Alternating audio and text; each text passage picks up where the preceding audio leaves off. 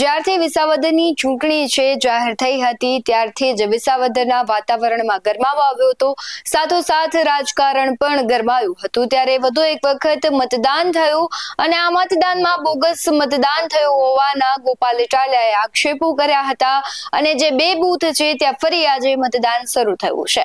નમસ્કાર, આપની સાથે હું ભગવતી વિશાવડિયા। આમ આદમી પાર્ટીના ઉમેદવાર ગોપાલ ઇટાલિયાએ આક્ષેપો કર્યા હતા। અધિકારીઓને કહ્યું હતું કે મને સીસીટીવી બતાવો, જે પ્રમાણે મતદાન થઈ રહ્યું છે તે બોગસ થયું છે, તેથી કરીને સીસીટીવી ચેક કરવામાં આવે જેથી ખબર પડે કે ભારતીય જનતા પાર્ટી દ્વારા છે બોગસ મતદાન કરવામાં આવ્યું છે। ત્યારે સમગ્ર હકીકત જાણવા માટે અધિકારીઓ તપાસ કરીને ત્યારબાદ સમગ્ર તપાસ બાદ કહેવાય છે કે વિસાવદરના જે 2 બૂથ છે તેના પર ફરી મતદાન કરવાનો નિર્ણય લેવાયો અને આજે ફરી વિસાવદરની વિધાનસભા પેટા ચૂંટણી અંતર્ગત ફરી મતદાન શરૂ થયું છે। માલીડા 86 અને નવા વાઘણિયા 111 ગામમાં ફરી મતદાન શરૂ થયું છે। માલીડા ગામમાં ફરી મતદાતાઓ મતદાન કરવા માટે પહોંચ્યા છે। ત્યારે માલીડા ગામમાં 628 નું કુલ મતદાન છે। આમ આદમી પાર્ટી દ્વારા બંને ગામ ખાતે બૂથ કેપ્ચરિંગ અને બોગસ મતદાન અંગે કરાઈ હતી ચૂંટણી પંચને ફરિયાદ, જેને લઈને ચૂંટણી પંચ દ્વારા નિર્ણય કરાયો છે અને સવારના 7 વાગ્યાથી મતદારો છે ફરી મતદાન કરવા જઈ રહ્યા છે અને સાંજના 6 વાગ્યા સુધી મતદાન કરશે। મતદારો શું કહી રહ્યા છે તેના પર નજર કરીએ કે એમાં શું છે કે એવું થયું કે કોઈ મશીનમાં વાંધો આવી ગયો, કોઈ બોગસ થઈ ગયું હોય એવું આ શબ્દો આમાં લોકો કરે છે, એટલે આ ફરીથી મતદાન થયું છે। ફરીથી મતદાન થયું અને ગામમાં ક્યાં એવા પ્રશ્નો છે કે જે તમે ઉમેદવાર પાસે આશા રાખો? કે અમારા રોડ રસ્તા છે, કોઈ પાણીના પ્રશ્ન છે, એવા કામ નતા થયા, એટલે આ રીતે અમારે મતદાન કરવાનું થાય છે। ક્યાં કામ? કે રોડ રસ્તા બરોબર, પછી વીજળીનો પ્રશ્ન છે અમારા, અને એ અમુક ઘણા પાણીના પ્રશ્નમાં શું છે, અમને મહેનપરાથી પાણી જો આ રજૂઆત કરે અને ત્યાંથી પાઇપલાઇન અમને કરી દે તો અમારે કોઈ દી અમારે ભવિષ્યમાં પાણીનો પ્રશ્ન અમારે હલ થઈ જાય એવું છે। નવા ઉમેદવાર કોઈ પણ આવે, તમને એની પાસેથી આશા શું? કે અમને તો એવું છે કે જે અમારે આ ઉમેદવાર છે કે કિરીટભાઈ છે, એ અમને જો એ મદદ અમને કરી શકે એમ જ છે, બરોબર, કે એ ઉમેદવાર આવી જાય એટલે અમારે ભયો અને અમારા કામ એ કરી દે।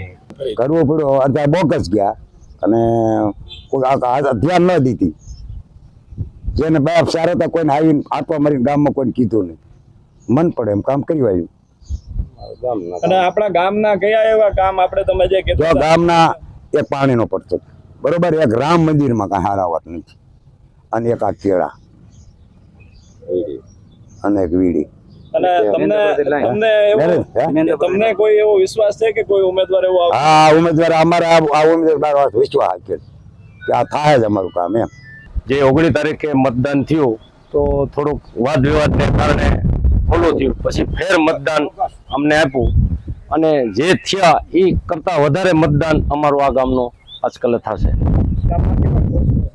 હવે ગામમાં જો રસ્તાનો પ્રશ્ન છે, અમારે એક વીડીનો પ્રશ્ન છે, એક અમારે ડેમનો પ્રશ્ન છે, આવા જે અમારે પાણીના અવારનવાર મેં રજૂઆત કરતા જે આ પાઇપલાઇન અવારનવાર તૂટી જાય છે, અમને શક્ય હોય તો મેંદપરાથી માલીડા સુધી પાઇપલાઇન સીધી આપે એવી અમારી નમ્ર વિનંતી છે। આજે ઉમેદવાર કિરીટભાઈ અમને માન્ય છે અને એ વધારે અમારા ગામનું મતદાન એમાં થશે અને એ અમે એવી અપેક્ષા અમે રાખીને બેઠા છે કે એ અમારા કામ કરશે। જે પ્રમાણે ફરી મતદાન થઈ રહ્યું છે, મતદારો છે તે પણ પોતાની પ્રતિક્રિયાઓ આપી રહ્યા છે। હવે કોઈ નવો હોબાળો ન થાય તો સારું, કારણ કે વિસાવદરની ચૂંટણી આમ તો કહેવાય છે પહેલાથી જ વિવાદિત રહી છે અને ફરી એક વખત વિવાદ સામે આવ્યો, ફરી ચૂંટણી યોજાય, એટલા માટે થઈને હવે વિસાવદરને જલ્દીથી તેનો ધારાસભ્ય મળી જાય તેવી વિસાવદર વાસીઓ આશા રાખી રહ્યા છે। ત્યારે હવે 23મી તારીખે જ્યારે પરિણામ આવશે ત્યારે ખબર પડશે કે વિસાવદરનો ધણી કોણ થશે। તમને શું લાગી રહ્યું છે, વિસાવદરનો ધણી કોણ થશે? કમેન્ટ બોક્સમાં જરૂરથી જણાવજો। આવા જ બધું વાલો સાથે ફરી મળતા રહીશું। તમે અમારી YouTube ચેનલને સબસ્ક્રાઇબ કરવાનું, અમને Facebook અને Instagram પર ફોલો કરવાનું ભૂલશો નહીં। બાકી અમને અપડેટ્સ મેળવવા માટે જોતા રહો BS9 ન્યૂઝ। નમસ્કાર।